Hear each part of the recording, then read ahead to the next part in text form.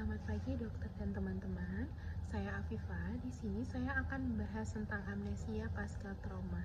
Jadi untuk amnesia pasca trauma atau post traumatic amnesia adalah gangguan fungsi otak sementara setelah cedera kepala yang ditandai dengan gangguan memori dan disorientasi. Pada fase ini, pasien tidak mampu membentuk memori baru sehingga sering mengulang pertanyaan yang sama. PTA merupakan fase awal dari pemulihan setelah cedera otak traumatik, di mana terjadi gangguan kognitif dan perilaku seperti kebingungan dan agitasi. Fase ini dinyatakan berakhir ketika pasien sudah kembali orientasi penuh dan mampu mengingat kejadian secara kontinu. Untuk durasi dari PTA sendiri sangat penting karena semakin lama durasinya, semakin buruk prognosis dari neurologis pasien.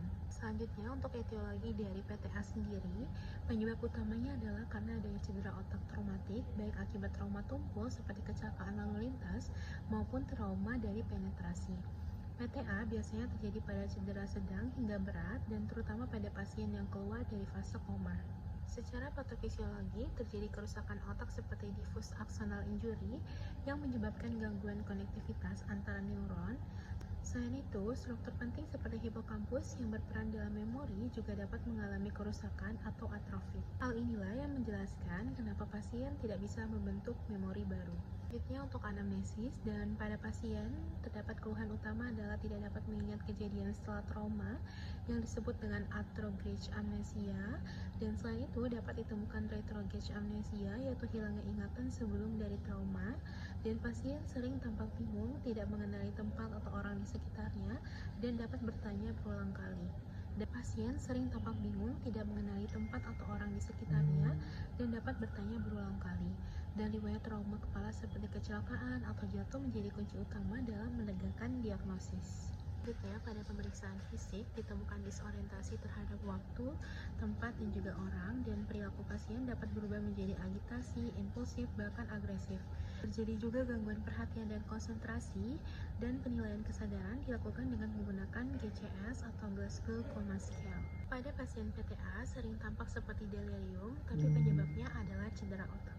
Selanjutnya ada pemeriksaan penunjang. Jadi CT scan kepala merupakan pemeriksaan utama untuk mendeteksi adanya lesi seperti hematoma atau kontusio. Selanjutnya bisa juga melakukan pemeriksaan MRI yang lebih sensitif, terutama untuk mendeteksi adanya diffuse axonal injury.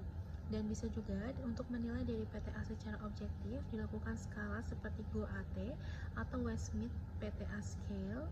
Dan untuk durasi PTA sangat penting karena menjadi indikator keparahan cedera dan prognosis dari pasien.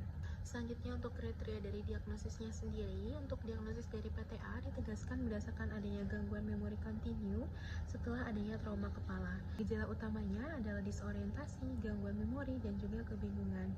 PTA dianggap selesai ketika pasien sudah kembali orientasi penuh dan mampu membentuk memori secara berkesinambungan. Selanjutnya untuk tata laksananya, jadi penata laksanaan dari PTA sendiri merupakan bagian dari manajemen cedera otak traumatik secara keseluruhan, dan tujuannya adalah untuk mencegah dari cedera otak sekunder dan mempercepat pemulihan secara fungsi kognitif.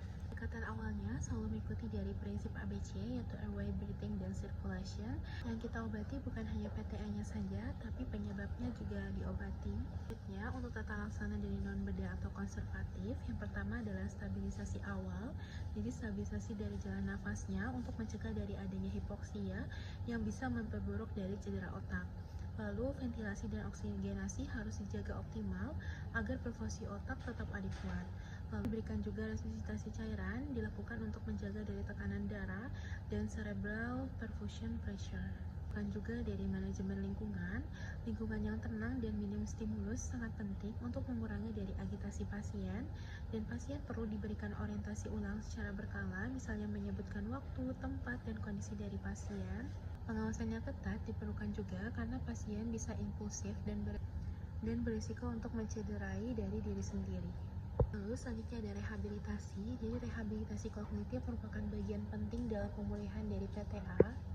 Untuk penurunan dari kesadaran secara progresif atau defisit neurologis vokal merupakan tanda darurat untuk evaluasi dari bedah.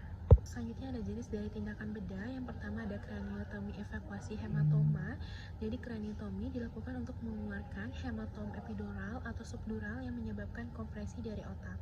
Tindakan ini bertujuan untuk menurunkan dari tekanan intrakranial dan mencegah dari herniasi. Lalu yang kedua ada craniotomy dekompresi yang dilakukan pada edema otak berat yang tidak responsif terhadap terapi medis. Prosedur ini meningkatkan daya ruang intrakranial dan menurunkan dari tekanan intrakranial secara signifikan. Lalu ada juga dari pemasangan ICP monitoring. Jadi monitoring tekanan intrakranial digunakan pada TBI berat untuk membantu terapi dan juga mencegah dari komplikasi.